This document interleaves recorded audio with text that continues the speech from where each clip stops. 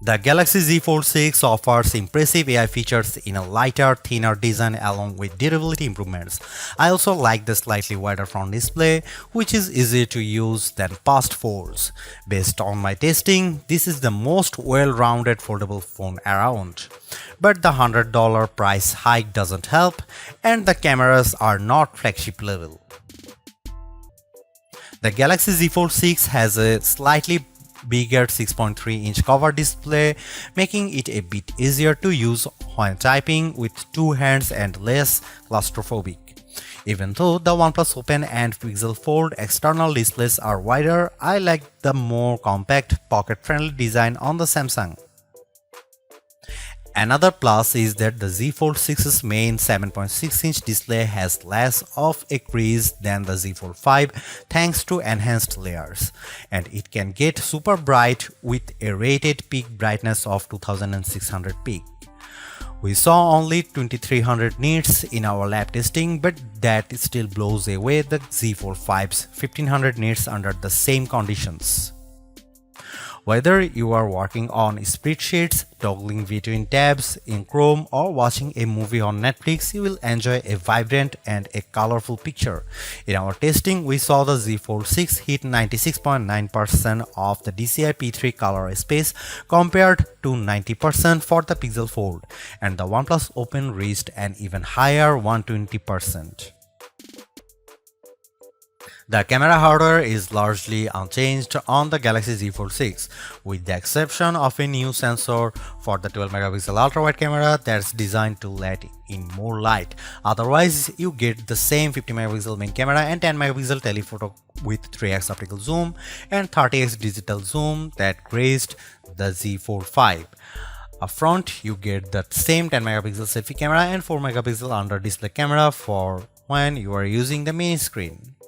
Don't get me wrong, the image quality is quite as strong from the Z Fold 6, but if you are paying this much money, you should get the same 200 megapixel sensor as the Galaxy S24 Ultra. In this portrait comparison with the OnePlus Open, the Z Fold 6 produces a much crispier portrait. The OnePlus blows out the right side of my face in the sun and delivers less detail in my shirt. Here you can see some camera details from the Galaxy Z Fold 6.